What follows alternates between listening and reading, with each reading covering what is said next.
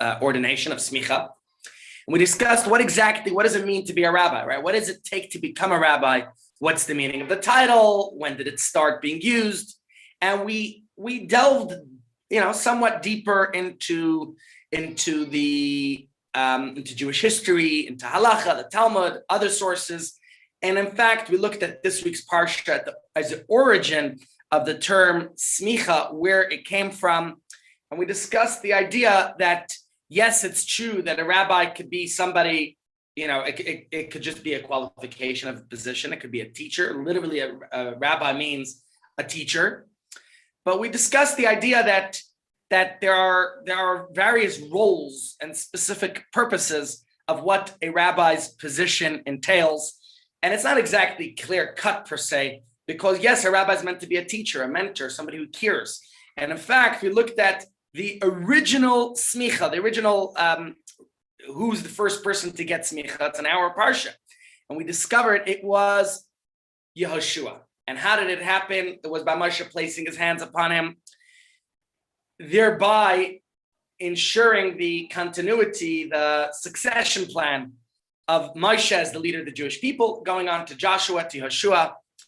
But we mentioned that there was a particular procedure of how it was done, and that the position wasn't just as the spiritual leader, but rather back then, it also was involving political and military. There were other purposes to his position as well, not just as a rabbinic position. And that was the original smicha, as we said in our parsha. God instructs Moshe, "V'samachta yadav yad chalav." You should place your hands upon him. That's the way Joshua was ordained by Moshe to be his successor, and that was the original smicha, as we discussed yesterday at great length. But we find in other instances where the Torah describes perhaps a similar ceremony, where Moshe performs, where Moshe is passing on that position, succession in other positions. We discussed that as well. Where not necessarily did it entail the laying of the hands, and as we discussed, it depended on what particular position it was. But the first idea that we got across was, just a second, ladies and gents, got a lot of noise going on here.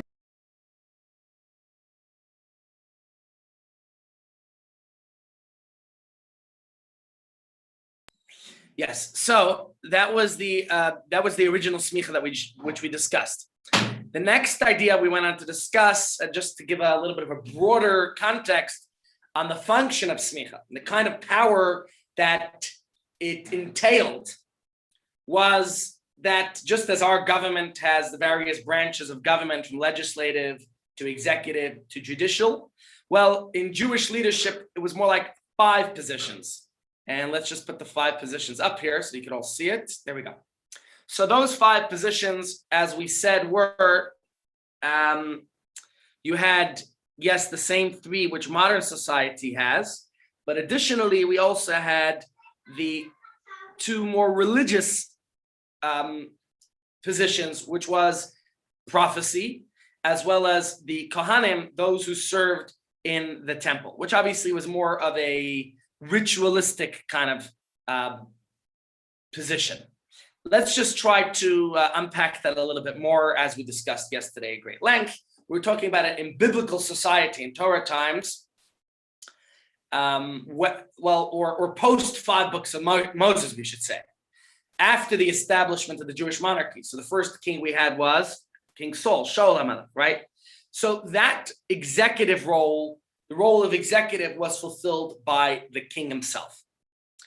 Then we discussed the priestly class, which obviously was the Kohanim, and that was when the temple was built. For sure, it was done by the Kohanim, but prior to the temples being built by King Solomon, we also had the Mishkan, the tabernacle.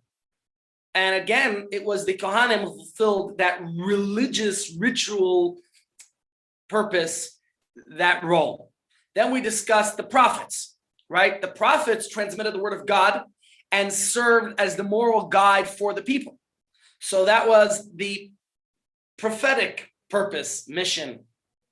Then we talked about the legal aspects. right? The judiciary. So that we're talking about fulfilling the mandate, the rules, the laws of Torah, the daily Jewish life, which was interpreted by a system, a hierarchical system of the courts, which you could say is equivalent to our judiciary today, with the Sanhedrin, the Supreme Court at its head. And then the institution of smicha. If you want to understand its relevance, what was the purpose of smicha? It was mostly related to this position, okay? That was the judicial branch. And rather than being called rabbis, they were called back then dayanim or shoftim. We say judges today, right? I guess as opposed to clergymen. So even before the Jews entered Israel, we see as they're traveling, as they're sojourning in the desert, Moshe already appointed judges. This was by the advice of his father-in-law of Yisro. And we discussed in great detail yesterday the whole process of how that was conducted as taught to us by Maimonides, by Rambam. And we discussed that at great detail, at great length yesterday. Okay, anything that I'm missing here from this part of the discussion? Okay, the point that we mentioned was any of these individuals, no matter which court they were serving on, they would have been expected to be of a particular caliber. They had to be pious people. They had to be devoutly Jewish, religious, observant.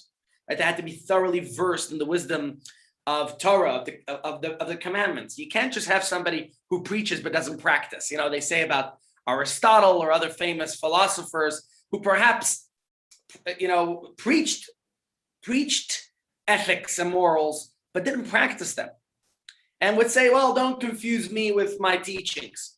But that's not the way it works in Judaism.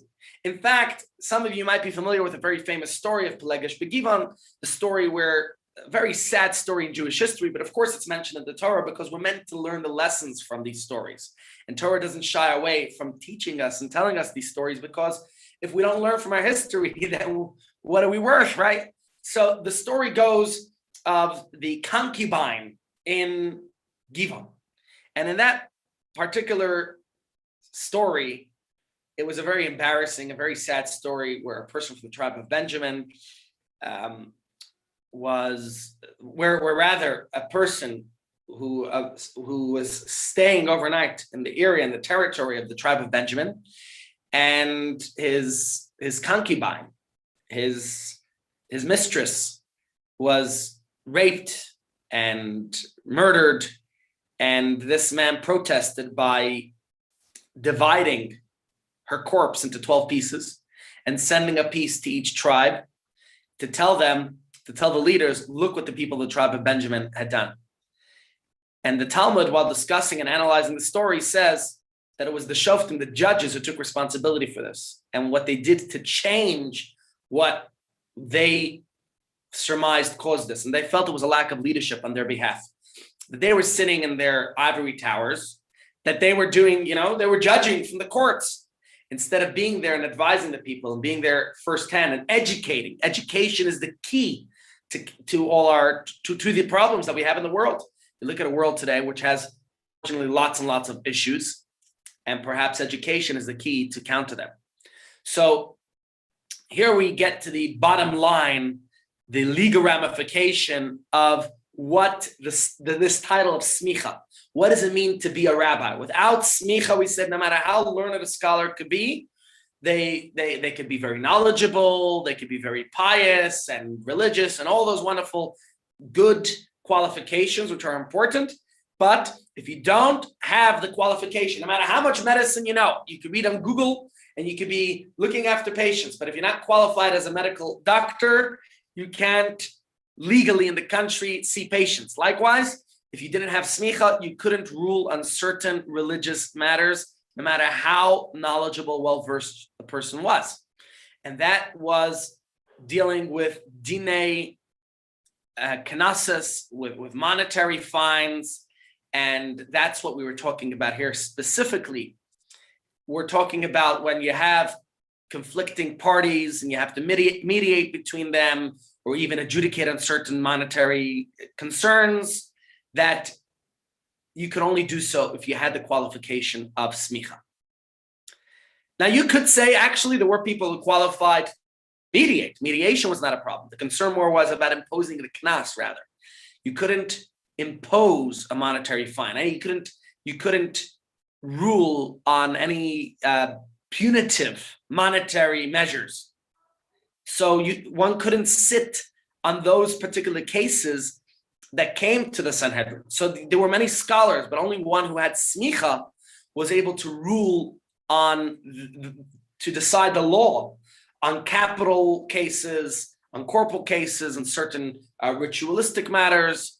There were various cases, which, again, I don't have yesterday I read some of the points from Rambam, but the point is, there was a whole list of specific cases in which one had smicha. Now, don't forget, actually, the smicha, there were different types of smicha. Just like you could say in the medical field, you have a GP, right, a general practitioner, but you also have those who had more specified qualifications, right? They were able to rule in particular halachic areas and not so in others, which was an interesting, just like, I guess, in any other profession. And we also see the connection between the smicha ceremony and the title itself, that someone who received smicha is a rabbi, but this wasn't always necessarily the case, right? This was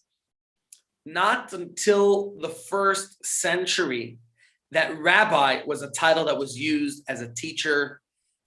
Until then, in fact, many people who had smicha weren't actually called rabbi per se.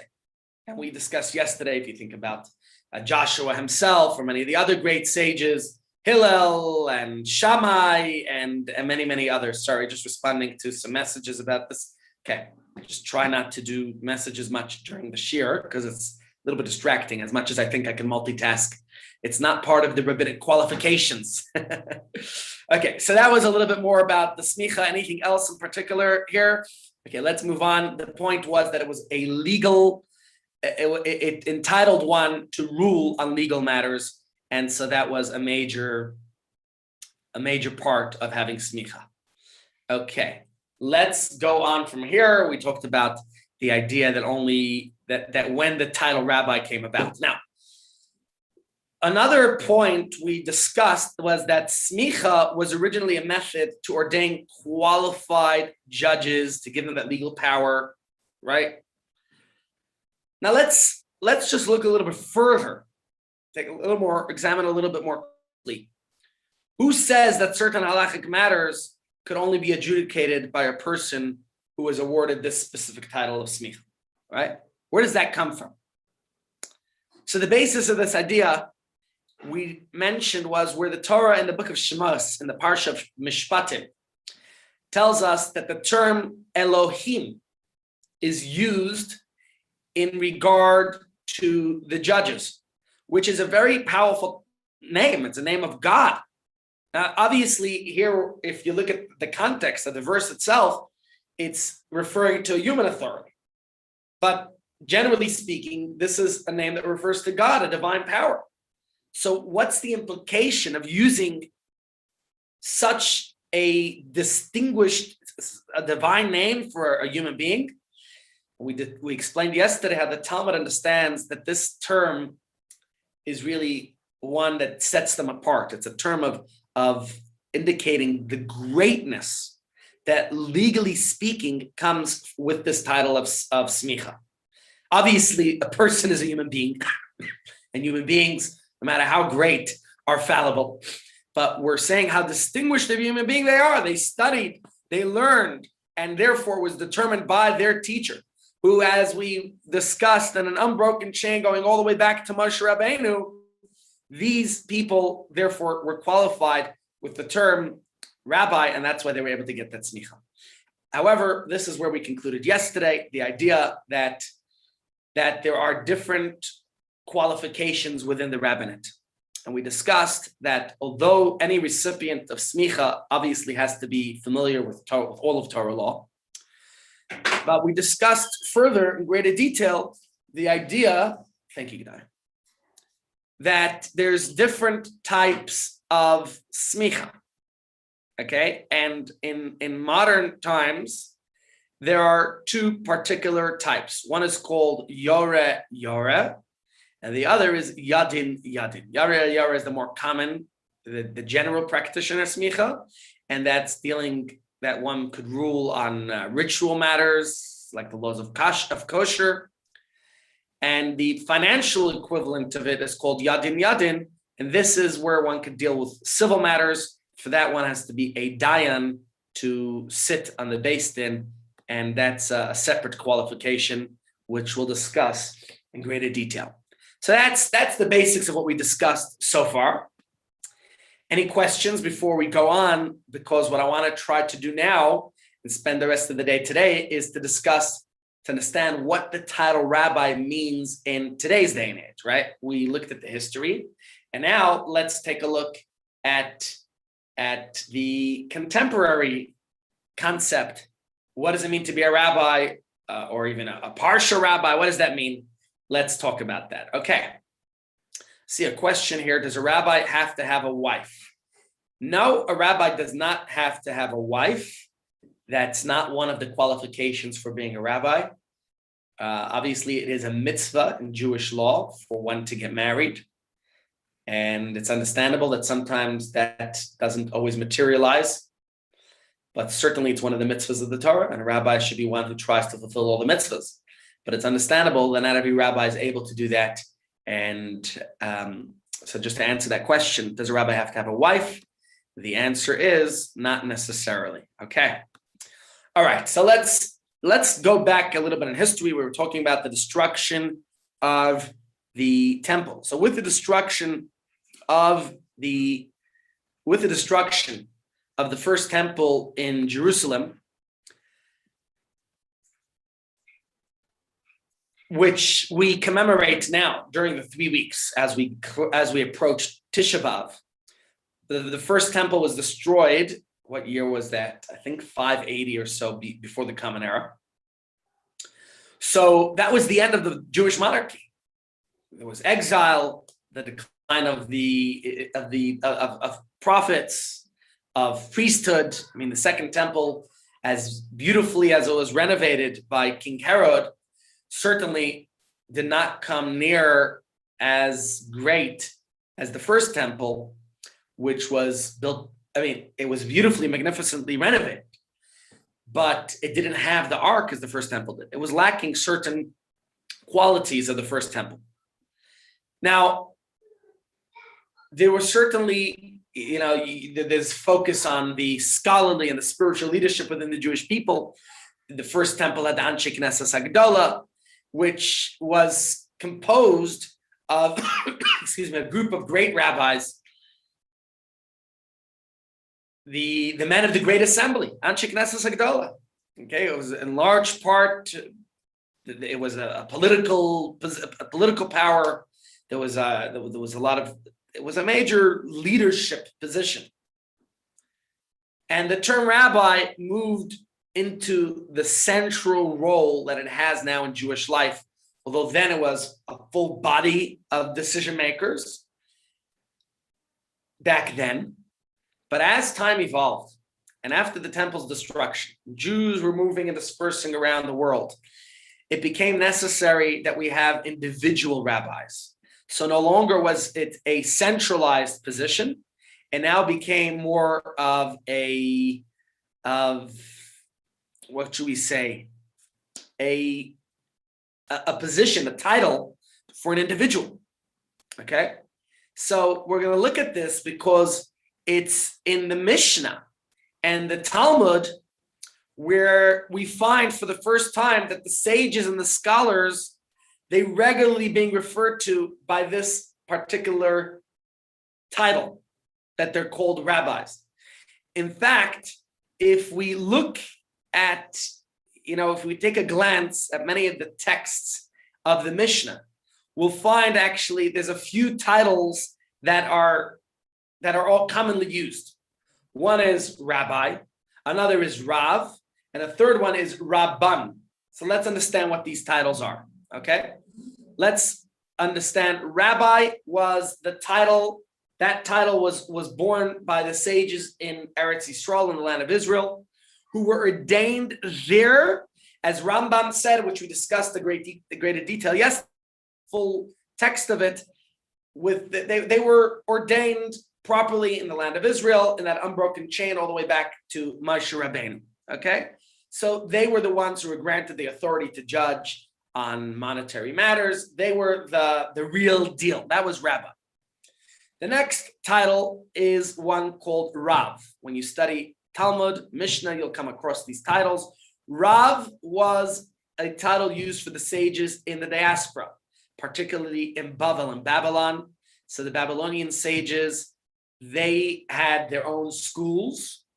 In fact, if you look at the Talmud, where was the Talmud mostly formulated? There's two sets of Talmud Bavli and Talmud Yerushalmi.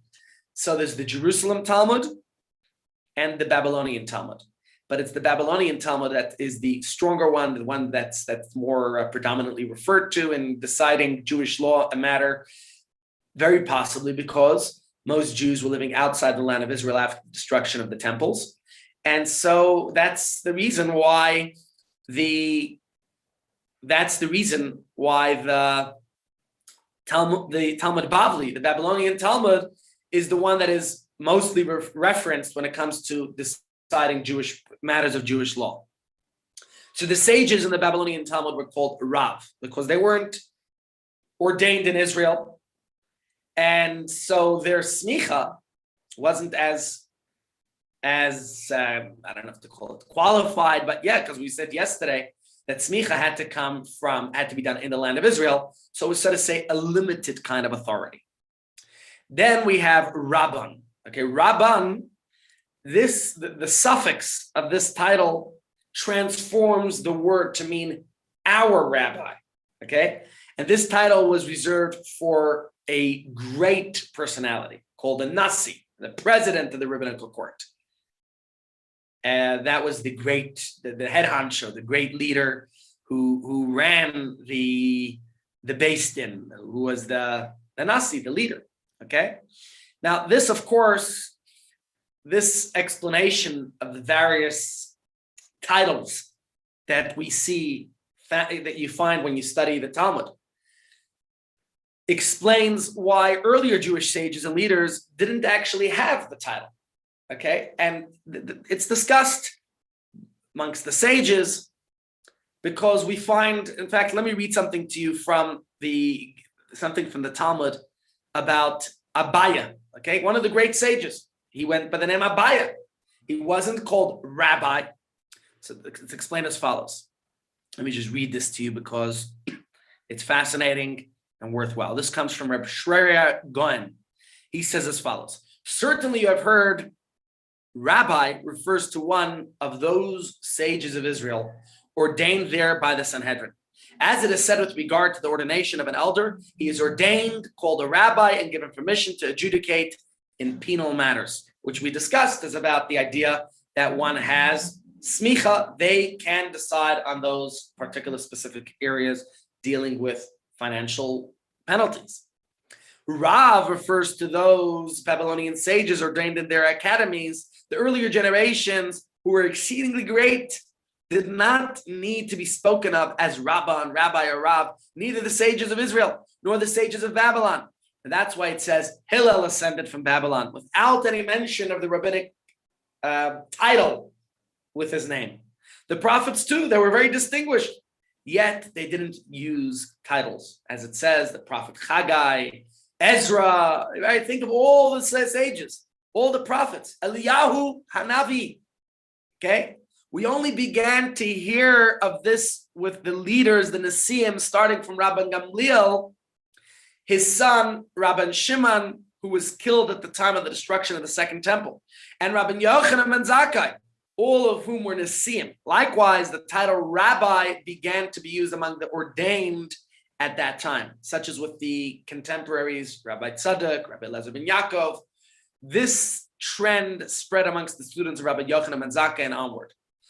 So that is a little bit of background of when the title rabbi started to become a little bit more popular, when it actually became popularly known. Perhaps I could ask you, what do you think? Should rabbis be called by the title rabbi? Or do you think rather we should be called by our individual names? Personally, I'll tell you that I have rabbanim is plural, yes. And let's just please discuss women rabbis, reform rabbis, non-Jewish rabbis. Shoo. Okay. You're going to be throwing me some tough questions here. Okay, women rabbis. Certainly in Jewish history, we had prophetesses. We had Miriam and Devorah, many other great Jewish women. The wife of Rabbi Meir, her name was Bruria. She had a certain clarity of mind. Her name reflected her personality. There were many great women in Jewish history. I don't recall any of them having the title rabbi. You don't have to have the title rabbi to be a great woman. So today there is a movement to call women rabbis by the name of Rabbah. And there's, in fact, within Orthodox Judaism, probably more on the modern side of it, this movement to have a title rabbi for ladies, and they call them Rabbah. I will not give much comment on it. It doesn't seem to be the mainstream way. I certainly respect all women, and I believe there are many women who are smarter, who are more learned, who know a lot more than the men. I could tell you straight up, my wife is smarter than me, knows more than me, is cleverer than me, probably knows a lot more Jewish law than I do. And she doesn't have the title rabbi. So in the reform movement, it's probably more common that women can be rabbis. But just look at what the name reform means. It's reforming, it's changing.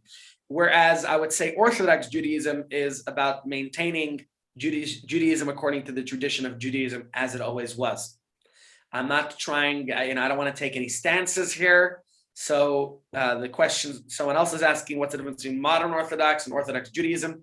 Generally speaking, the term Orthodox are those who are holding on to Jewish law as it traditionally always was.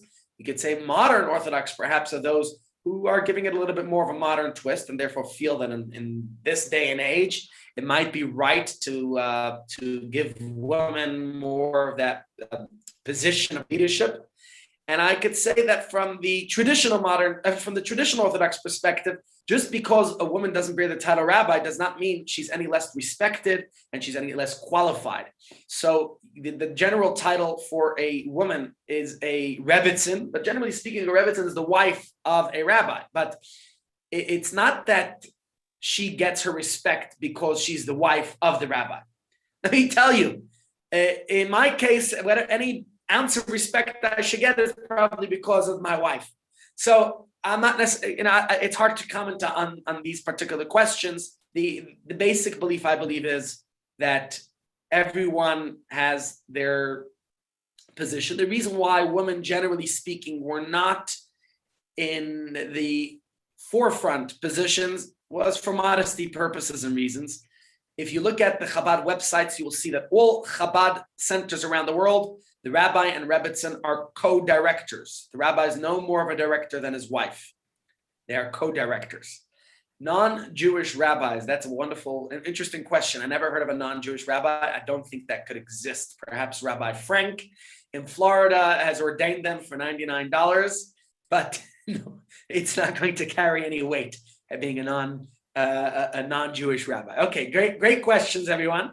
Thank you for those, and please keep them coming. I'll try to get to them as whenever I have a chance. Here's my question to you. What do you think in today's day and age? Should rabbis insist on being called rabbi? Rosalind, did you have a point you wanted to make? I see you unmuted yourself. Well, I'm a little bit biased, but rabbis must be called rabbis. That is their title. Okay, so that's a very good point. And I'll tell you what, I agree with you to a certain degree. Amongst the guys on my shul, I oftentimes, I don't make a big deal that I'm the rabbi, and I feel like it's a matter of friendship, and people call me Ari, and it's fine, it's chaverschaft, it's friendship, it's wonderful, it's good. I don't usually mind it. However, I've a few times, I don't know if it's my ego or what, I'll tell you my excuse. I've had kids over, my son's classmates, we're talking about 12-year-old kids, 11-year-old kids, who at the Shabbos table are calling me Ari, and all of a sudden I get offended. And I tell them, excuse me, it's Rabbi. And then I feel, oh my goodness, what an ego I've got. Why am I doing that? But I'll tell you my reason why I did it. Not necessarily for me or for the title. I mean, I wish I was as humble as I'm making myself sound right now. I'm not. But I do feel that an 11, 12-year-old kid needs to know that when they're in the presence of a rabbi, especially of a real qualified, of a real rabbi, okay, they should call them rabbi. There shouldn't be, it's nice that the kids feel so friendly with me that they call me Ari, but oftentimes I feel in defense of the position of other rabbis, of the title. I stand up to these kids and I say, no, you have to say rabbi. And then I feel foolish and I feel a little bit egocentric doing so. But that's just my shtick. You could tell me if I'm right or wrong, but I've oftentimes corrected kids. And then I recall in my own shul, a few times getting an aliyah, and the guys just call me up by my name because that's what I say. And I once had a visit from my wife's uncle, and he gave it to the guys over there. You should say harav, but I never really insisted on that much. But I do think it's important that when you're standing before your doctor, you don't just call the doctor, hey, Larry, how's it going? You give the honorary title, Dr. Stacy should be called doctor. It's nice that she's your friend, but I don't know. I don't know if the title doctor is necessarily one that has to be honored in that way. But the rabbi, for myself, again, amongst my own congregants, I'm called Ari, and I don't mind it. But I did correct some kids. So that was my personal story. Let me just see. I see a few more questions here. Mervyn says, I believe that the title. Yeah, Benzi, go ahead. It doesn't matter whether it's one's offspring or a young kid at any level, adults, congregants, everyone. It's a sign of respect and recognition. Absolutely, I agree with you. And it's not just about the title. Even if I wasn't a rabbi, or not, let's take myself out of it. Do you think a kid should be calling their friend's father by his name? Say, hey, how's it, Mark? Or Mr. Friedman, Mr. Goldstein? Should you be calling your friend? Should the kids be calling their friends' mothers by their first name? I'll tell you worse yet. And this, unfortunately, I only find in South Africa. I did not find that as much in America, but I find it commonplace amongst many South Africans, and sometimes more rarely so. I don't find it in the frum crowd, where people call their parents by their name. Do you find that? Do your children call you by your first name? Do you know that it is against Jewish law for a child to call their parent by their name? If you read Shulchan Aruch, it says a child should never call their parent by their name. A child calls the parent Abba or Ima, Mommy, Daddy, Mommy, Tati, right? You call the parent by their honorific, not by their name. But I find, sadly so here in South Africa, I don't know where it's come from, where children call their parents by their name. I don't think one should call their own parents by their name or their friends' parents by their name. It's Mr. Levy to you. It's Mrs. Finkelstein to you. Am I wrong? Anyone have a perspective on that? They want to share what they think. No, I agree with you. So I don't know why it's very common here that I see that. Okay, let's just look here. A few more questions that came through. The title should be Rabbi Doctor. I respect, but just a second, I respect the office that the individual holds. When using Rav instead of Rabbi, does this diminish the office? No, it doesn't diminish the office. That's because in today's day and age, these titles are interchanged, but what I was just explaining to you, as you can still see on the screen, the difference between the titles Rabbi, Rav, and Rabban. Today, there are even more titles, like a Rebbe is called Admor, which is an acronym for Adonenu, Morenu, V'Rabbeinu, our master, our teacher, our Rebbe. I think today there's probably a lot more titles that are used, and you could say Rabbanit or Rebbitzin, it's the same exact thing. They're both referring to a woman who is a leader of the community or the wife of the rabbi. Today, I believe, generally speaking, Rebbitzins take a lot more of a leadership stand than in the past. I don't know if that's a Chabad thing only, but I do know that many people told me in their shuls that prior to having a Chabad Rebbitzin, they talked about this at Sydenham the other day when they had the ceremony with the transition from Rabbi Goldman to Rabbi Stern, and they were saying that until Rabbi and Rebbitzin Goldman joined the Sydenham shul in the 1980s, the Rebbitzin was more of a backseat role.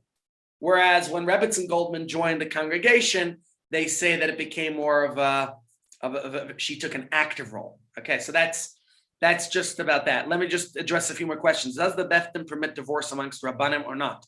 Why or wouldn't they permit divorce? I do know that in other societies and religions, perhaps it's frowned upon. In Jewish law, if a couple can't get along, there is a way out, and that's called divorce. It's one of the mitzvahs. It's one of the 613 mitzvahs of the Torah, believe it or not. It's not a mitzvah that one is encouraged necessarily to go for. You know what the single cause for divorce is these days? Marriage. Okay, all jokes aside, we're not encouraging divorce, but there's no reason why a rabbi and rebbetzin cannot get divorced if their relationship is not working. I don't wish it upon anyone, but for any reason their marriage is not working out, they certainly have a way out. Next question, how about Mora and Mora? Who gave them the title? Is it a secular term? It's not a secular term. Mora means teacher, instructor, and so that's the meaning of that term. Okay, great questions. And I'll take a look here and there whenever it pops up on my screen. I'll try to address these questions. Let's go into something else here now. I want to talk about the decline of smicha. When did smicha stop? Because we talked about the destruction of the temple, and obviously with that, there was a shifting political structure in the Jewish community. Firstly, Jews were dispersed around the world. They were sent into exile. We had to go, Jews were moving to all different countries. I watched an amazing video on Sunday evening, a Zoom. We're in quarantine right now, unfortunately.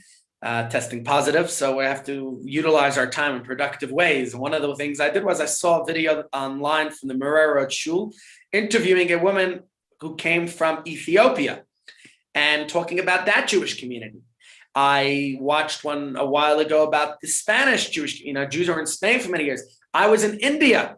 The Indian Jewish community goes back 2,500 years. So Jews were winding up in countries around the world. And, in those days, without TV or internet and without email or WhatsApp, excuse me. Sorry. I love it. So it was very hard to keep in touch and to know what's going on. In fact, sure. In fact, I will hopefully give tomorrow's share. It's something that I previously. Okay, go take one. Okay. So I was hoping to give a little bit more about the sanctification of the moon.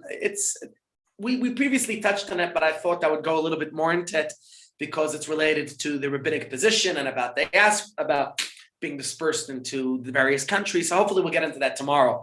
Although I think there's so much more I wanted to talk about in Smicha. I don't know if we'll ever get a chance to finish this. The idea, though, is that as Jews were dispersed in the various countries, there were various events that contributed to the demise of traditional smicha. Now, not long after the destruction of the temple. Can I interpose for a moment? Yes, sure, Mervin. Why do, in the olden days, were some people called reverend and not rabbi? Were they not qualified to the height of... Very, very good question. Thank you for that, Mervin. Reverend, generally, I think it's more South African. In America, reverend is usually in the church. We don't have reverends in the shuls. So I only really came across that term. I'm not saying only in South Africa. It could be that it's more of a British matter. But, again, I'm limited in how many, even though I've traveled a few places in my life, but I only really seen the term reverend used here in South Africa. And it's generally speaking to a non-qualified rabbi. What does it mean by non-qualified? A rabbi who didn't get smicha. So he's not a rabbi. In order to be a rabbi, you have to have smicha. But again, you can have a person leading a community. Oftentimes, it wasn't, especially here in this country, several decades ago, probably in the turn of the previous, probably a century ago, when Jews were here, but it was hard perhaps to get a rabbi who was qualified, who had smicha. So in that instance, they had a reverend. A reverend could have been a Jew who came from the old country or somebody who was well-versed, who went to yeshiva, but never got smicha. So it's sort of what we discussed earlier about somebody who's knowledgeable, who's wise, who's sagacious, who's well-versed, but doesn't have the smicha qualification. Remember, back in the time of the temple, back in the old days, only if you had smicha were you able to rule on certain monetary laws and ritual matters, which we discussed in greater detail yesterday. So Only if you had smicha were you able to rule on those. It didn't mean you couldn't mediate, litigating, people who needed your mediation, who needed your attention, who needed help, who needed assistance, who needed a mentor. So the same thing would be about a reverend versus a rabbi. Okay. So what we're saying is there were various challenges. Pardon? Thank you. Pleasure, no worries. Sorry, Rabbi, may I interject as well? Sure. That comes back to the question I asked. Is the title of rabbi restricted, or can anybody use it? Is there any? What do you mean by restricted? As you could see here in South Africa, they didn't use the term rabbi for someone who, even though he was a leader of the community, basically holding the rabbinic position, but wasn't qualified. There are shuls in South Africa to this very day that I know that don't have a rabbi, and maybe the congregants might call them rabbi, but they don't have smicha, and usually they're referred to as a reverend. I could think of a few shuls that don't have a rabbi, that have a reverend. That doesn't mean that the shul can't hire a reverend instead of a rabbi. It could be, he's a great guy, he does well, he just never got the smicha. Takes time to, it's studying. I'll give you an example. Who here goes to Emerensha shul? I'm sure there's some of you are part of Emerensha. I've seen on the group in previous days. So in Emerensha, Rabbi Rodney Richard only got a smicha a few years ago. I don't think he was necessarily planning to become a rabbi. He was a chazan in another shul. And then with time, it came his way that the shul needed, that another shul, that Emerensha needed him as a rabbi. They decided, the time to hire the chazan to become the rabbi, but he doesn't have smicha. So guess what he did? He took his time and he studied to get smicha. It's quite an impressive, because, studying for smicha, I studied for my smicha 20 years ago. 20 years ago, I learned for my smicha. It's easier when you're young, in your 20s, you're coming out of yeshiva, you're already in that mold, you're used to studying. It's sort of the same time when somebody will be going to college, university, that you're in that mode of studying. But here's a man in his 40s who was all of a sudden promoted from chazan, from cantor of the shul, to position of the rabbi. And I think it's very courageous. He took all the time in the world to study to become a rabbi. Let me tell you, I studied for my master's in the last 2 years. It wasn't easy studying for a master's degree. It took over 2 years to study for my master's. I finally got it. In fact, I'm having my graduation ceremony in a few weeks' time. And it wasn't easy. So I could tell you that for somebody to study smicha in their 40s, I'll give you another example. Some of you know Rabbi Lieberman, who was my associate rabbi in Santon Central Shul. And this was just a wonderful gift that our community got for a few years, where the Lieberman family joined us. And Rabbi Lieberman did not have smicha. He wasn't really a rabbi. I liked to call him rabbi to give him that respect. But let me tell you what Rabbi Lieberman did in the last 2 years. He went and studied smicha. So now, first he got the title rabbi because of us. I felt it's appropriate that we should call him rabbi. I feel he was a lot more learned than I was. And he was in the shul and filled many important positions in our shul. But Rabbi Lieberman went to get smicha. Yeah, Rabbi Lieberman now is qualified as a rabbi, not only because I called him rabbi, but because he actually studied and got smicha. He joined a program while he was at our shul. They eventually emigrated to the US a year ago, and he concluded his studies and became a rabbi, an official rabbi. So yes, you can do it later on in life. It's never too late. And there is an online smicha program. In fact, several of those today. It makes it easier for one to study to become a rabbi at a later stage in life. But answering your question, Mervin, basically, if one does not have smicha, then they're not a rabbi, and therefore they may be called reverend to their community. Okay. Let's go into something interesting here in history. There was a emperor who cracked down on the Jewish community. We're talking about around 70 years or so after the temple's destruction. So Tisha B'Av, in 3 weeks' time, Tisha B'Av is the anniversary of the temple's destruction in the year 70 of the Common Era. We know that about 70-something years later, there was a revolt by Bar Kokhba, who tried to revolt against the Romans, to fight back and to rebuild the temple. But unfortunately, the Bar Kokhba revolt was quashed by Emperor Hadrian. Emperor Hadrian then imposed terrible decrees against the Jewish people, and really made life for the Jews remaining in Israel hell. He made it was, that's the story then of the, what's that mountain? Come on, what's that mountain called? Masada. Guys, we're going to have to do a trip to Israel soon. Please, God, after Corona's done, let's do a trip to Israel. In fact, I would be happy to do a course all about Israel in preparation for a trip to Israel. So the story goes that there was the Bar Kokhba revolt, and in response to the Bar Kokhba revolt came along Hadrian, and he forbade rabbinic ordination. He forbade smicha. Now we're talking about the original smicha as it was, the original smicha.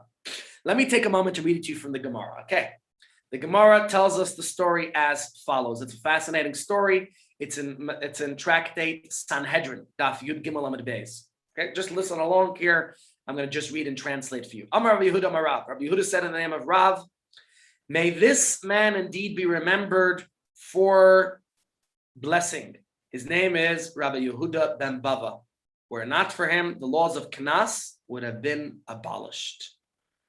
One time, the wicked government, as an act of religious persecution, we're talking here about the government of Hadrian, they decreed that whoever performed an ordination, smicha, should be put to death. Whoever received ordination, whoever got smicha, should be executed. The city in which the ordination took place would be demolished, and the boundaries where it happened of that city would be uprooted. That's how much they realized the importance of smicha. Remember, we discussed previously how Rabbi Yochanan ben Zakkai realized the perpetuation of Judaism, the continuity of Judaism would not be by temples, by shrines. Jews were dispersed around the world. He knew it would be through maintaining the study of Torah, having teachers. And so Hadrian, who tried to eliminate all of Judaism, what did he do? He tried to eliminate smicha. This is the way he thought he could annihilate Judaism from the world. Says the Gemara, what did Rabbi Yehuda ben Bava do? He went and sat between two great mountains that day, between two large cities, between the Shabbos boundaries of the city of Usha and Shafara. And there he ordained 5 rabbis. Who were these 5 rabbis? They were Rabbi Meir, Rabbi Yehuda, Rabbi Shimon, Rabbi Yossi, Rabbi Eliezer ben Shamua. Rabbi Avia also adds also Rabbi Nechemia to this list. As soon as their enemies discovered them, he told them to flee.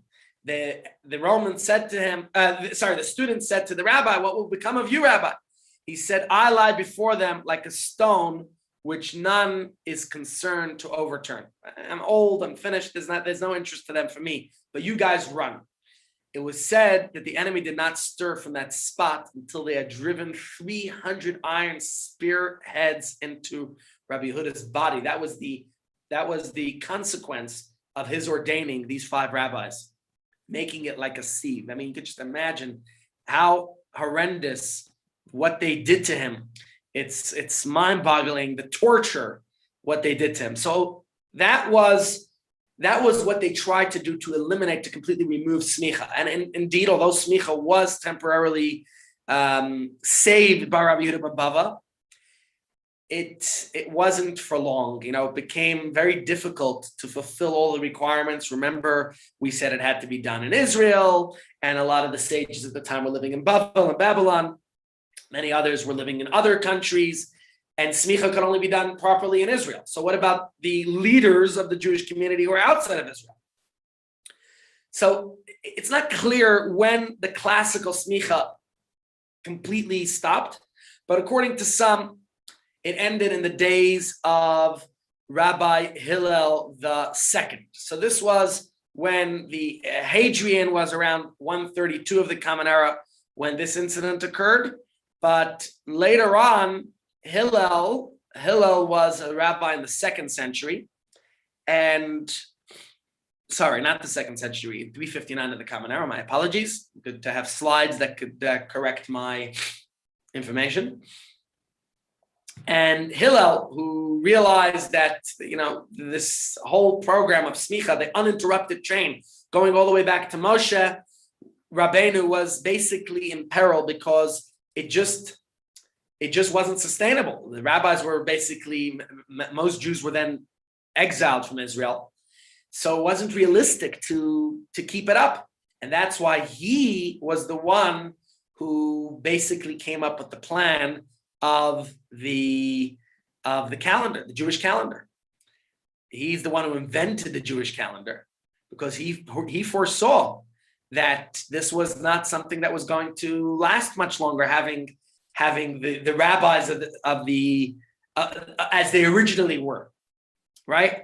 So he came up with the plan of the calendar. That's why I was planning to maybe talk about a little bit about the calendar tomorrow. And others are of the opinion that some form of classical smicha continued for many years after that. And they talk about certain great sages, Rabbi Tzemach Goen and Hanina Goen, and many other great sages in Israel, but again, even if these great sages stayed in Israel and continued to pass on the smicha, and maybe to some sages who even left Israel. There weren't airplanes in those days. It wasn't easy to get from Israel to other countries. It was something that eventually that smicha, so to say, withered away. It wasn't something that stayed on for too long. And therefore, this was something that, although the whole title for smicha was one who can implement punitive damages, as we discussed, and had to be ordained in Israel, it just wasn't something that was really sustainable for too much longer. And therefore, eventually, that type of smicha was lost. And, at any rate, notwithstanding the decline of classical smicha, with time, considering the destruction of both temples and no more prophets as we used to have, and no more of the Kohanim serving in the temple because it was destroyed, and all the other aspects that led to the breakdown of Judaism as it once was practiced, it led to smicha completely, unfortunately, not existing much longer. There are a few more points, and I know we're running a little bit late. Let me try to share a few more points with you that I think you might find interesting, that I think are relevant to our discussions, that I wanted to conclude today's shiur with.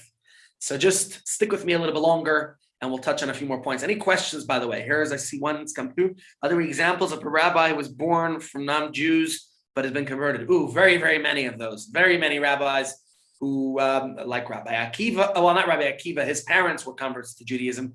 There were many rabbis in Jewish history. Rabbi Meir, I'm just trying to think of Onkelos, who wrote one of the most famous commentaries in Torah. He himself was a convert to Judaism, was a nephew of Nero. And there were many others throughout Jewish history. And even today, there's a rabbi living in Israel, in Tzfat, who is a Swazi prince. Yep, he is from Swaziland. He has all of the royal rights of Swaziland. He's a Swazi prince, and he is a rabbi in Israel. And there are very many more. Right here in Johannesburg, there are rabbis who were converts to Judaism. Many of you might know Pinchas Shiel. I work with him in Hatzalah. So there are many such. So not to worry. There's no doubt about that. Are there any traditional non-Jew rabbis written in the Torah? No, there's no such thing as a non-Jew who's a rabbi written in the Torah. That doesn't exist. There are people like Yitro, who wasn't necessarily Jewish, but he's mentioned. There's Bilam, who was a non-Jewish prophet. So you could say it's the equivalent of a rabbi, but not Jewish. So, in other religions, they have pastors and reverends and all types of other titles for their leadership. And we respect and honor them for what they do, but that doesn't make them rabbis per se, but that you could say might be the equivalent of rabbi in their own communities. Okay. So the point, yeah? I came across I suppose you could call it a sect in Yeovil, in Johannesburg, of yes. Black people who called themselves Jews and whose leader was called Rabbi. But, they definitely had some Christian beliefs as well, but they had a lot of ritualistic Jewish practices and beliefs, and they called themselves Jews. Now, obviously, we wouldn't recognize a man like that as a rabbi. Right, but they Lemba. No, not Lemba. No, they were from Nigeria or Ghana or somewhere. Right.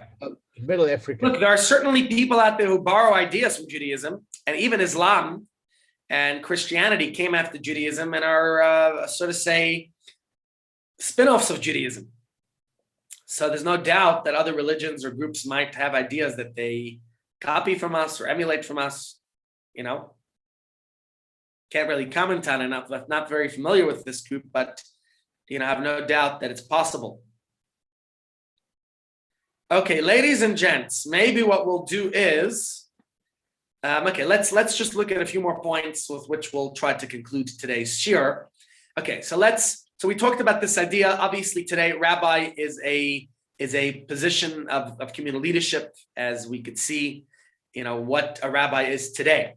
But let's talk about in the revival of smicha, because it's very interesting that after the Spanish Inquisition, 1492, there were many Jews who remained in Spain, and they were known as Marranos. Jews living in these countries, like the Jews in Ethiopia were called Falasha, which means stranger, and the Jews in Spain were called Marrano, which means pigs. Yeah, they were called pigs there because they pretended to be Christian when really inside they were hidden as Jews because it was illegal to be Jewish there. All Jews were expelled in 1492. So thousands of these converso Jews eventually escaped from Spain. Many of them came to Israel, Turkey, many other countries. In fact, there was a major Spanish-Portuguese community in Holland. And if any of you have been to Amsterdam, there's a big shul there built around that time called the Spanish-Portuguese Synagogue. Magnificent shul, well worth a visit to. Still stands to this day and pretty much looks the way it did then. Magnificent shul built by these Jews. But those who came to Israel then, many of them were really haunted by the fact that they lived that they desecrated Shabbos, that they ate non-kosher, whatever they did to pretend to be not Jewish. And now they wanted to return to Judaism. So they were very concerned that this just wasn't, that the divine punishment or whatever else would come their way. So there was a rabbi at the time, one of those Spanish rabbis, his name was Rabbi Yaakov Dei Rav. He was a leading rabbi in Tzfat in Israel.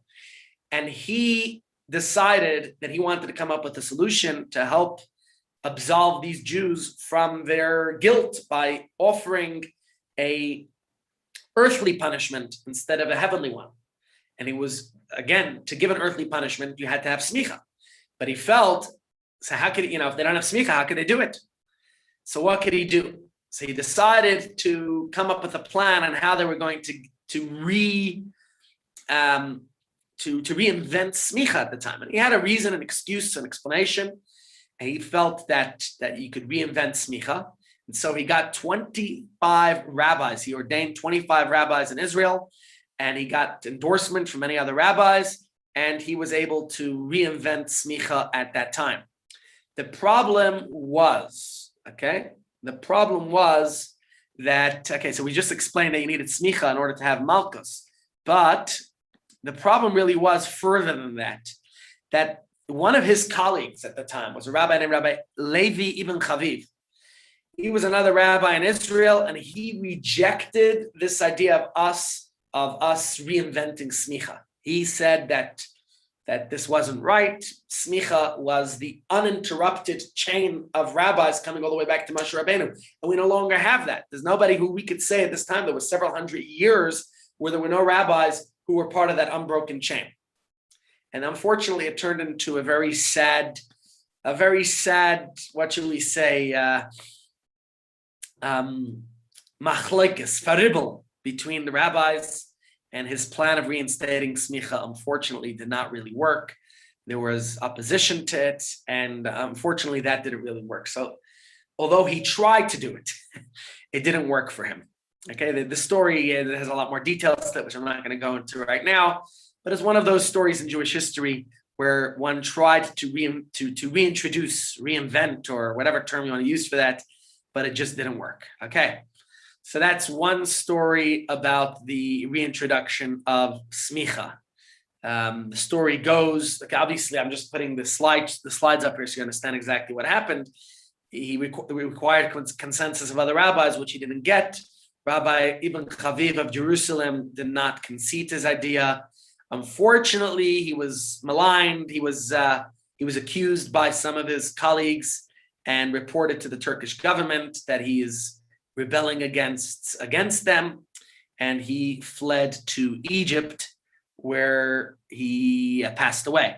But before he left to Egypt, he actually took the time to ordain several rabbis, and the most prominent of these was Rabbi Yosef Karo. Who is Rabbi Yosef Karo? Everyone should know him as the author of the Shulchan Aruch, the Code of Jewish Law.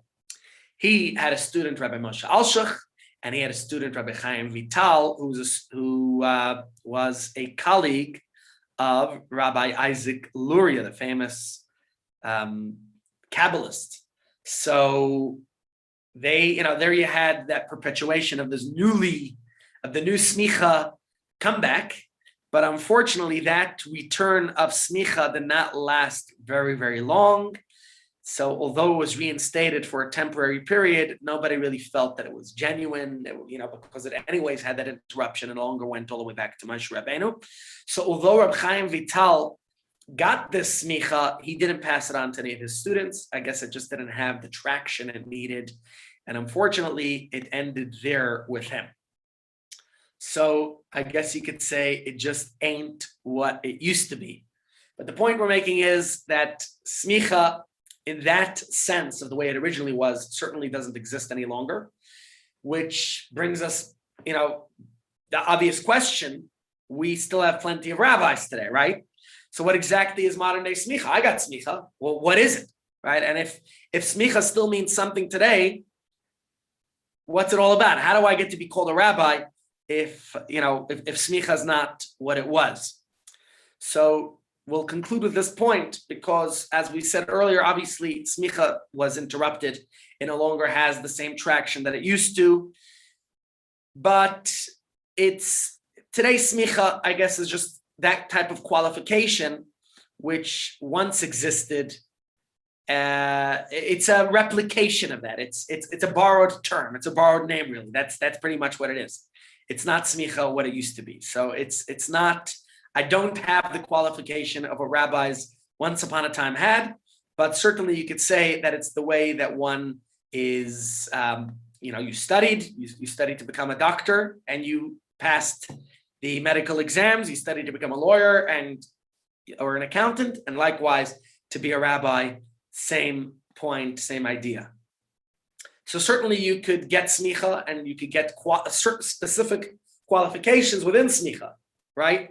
Which, you could become a neurologist, you could become a cardiologist, you could become whatever particular field of expertise. And when you're studying law, you could become an immigration lawyer, you could be a tax lawyer, or whatever it might be. And likewise, the smicha, you could get the regular yara, which is basic ritual smicha, which is what I have, where you can get more specific into yadin. And there are rabbis in the Beis Din who specialize in laws of marriage and divorce, or laws of kashrut, or laws of monetary matters, civil law, or qualified to authorize conversions, etc., etc. Just a second, ladies and gents. I'm finishing my share. 5 minutes, okay? No, they're all finished. They're all finished. Should I get more? Sorry, I'll have to go. I'll have to order because I'll get just now. Okay, ladies and gents. Just to conclude, what's the question? What's the fastest time for one to become a rabbi? I can't tell you. I don't know. I assume as soon as you know the laws and you're qualified to get tested. How quick can you become a doctor or a lawyer or an accountant? Right. The point is, even though smicha is not what it used to be, and it's very different today, and I think there are probably easier places to get smicha than others. It's the point of studying to become a rabbi and to know Jewish law and to practice Jewish law and to be there for the community. It might be a title of respect. Many people have smicha who aren't necessarily practicing as rabbis. There are many aspects to it today, but perhaps it's just a reflection of Jewish history. It's like a constant throughout the many centuries that since our temple's destruction of where we've gone, what's become, and notwithstanding the loss of what smicha used to be. At the beginning of the show, we said that those who had smicha were in a position, I mean, like Joshua in our parsha. Yeshua was the political leader, the military leader. He was a prophet. And yet smicha does not indicate any of that today, right? But the idea is that we should all still be studying to whatever degree possible. We all should be learning. And, Torah is a never-ending fountain of inspiration and can give us that strength. And that's why the Rebbe encouraged people to study for smicha, to become rabbis, even if they're not going to be practicing as a rabbi. So certainly our discussion earlier about respect for the rabbinate, I think that a rabbi certainly should be respected in that sense. And going back to our discussion earlier about calling a parent by their first name or calling a colleague, I think that should all be taken into consideration. And so I think certainly the rabbinate is a position that should be respected, even if smicha is not what it used to be. In times bygone, yes, there were prophets and there were priests and even kings who ruled and legislated and guided the Jewish nation.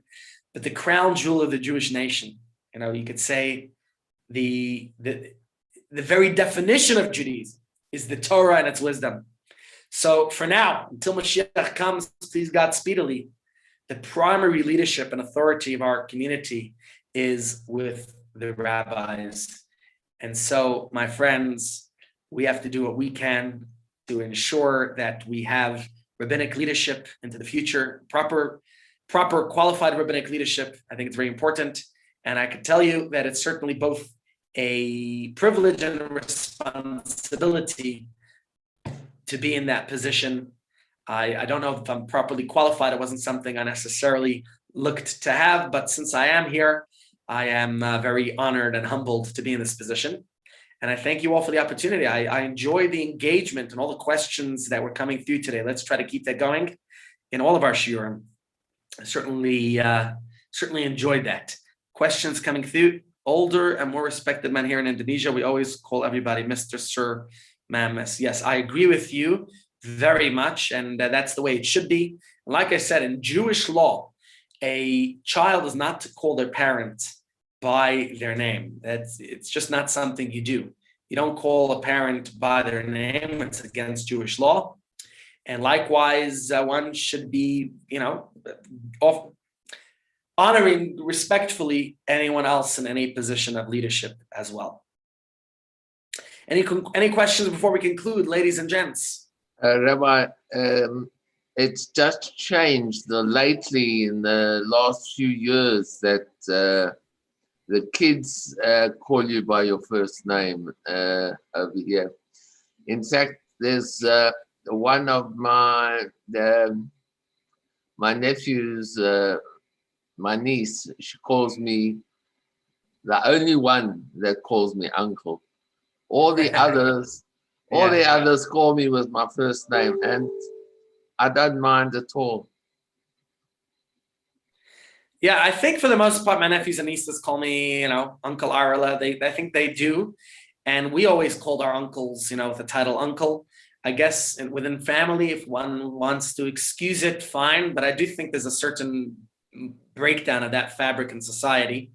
I don't know if it's a general societal issue and it's rubbing off on our Jewish community as well, or what, but I certainly see it very common in the community where people just are using, just calling people by their first name, whether it's a rabbi or a doctor or whatever it is. I think that people should be more respectful. You can call me Ari with pleasure. Just don't call me late for supper, right? But, okay. Yeah, I do think that we could encourage that a bit. And that's why I have at times said to kids at my own Shabbos table, it's Rabbi. I don't know how they probably thought this egocentric guy is. But I did think that it's good for these kids, not for me per se, but for when they're in the presence of others, they should know what's the appropriate title to use when they're standing in the presence of a real rabbi. Rabbi, using the title of somebody, it's the office you are respecting. Yeah. The person that holds that office, it's the office that you are respecting. The name rabbi or doctor or sir, whatever it is, it's the office. Yeah. It should be respected. Fully agreed. Yes, absolutely. Okay, wonderful. Ladies and gents, so good seeing you all here today. Yasher koach. And please God, we'll continue tomorrow, hopefully if we're healthy and well. See you then. Sei gesund.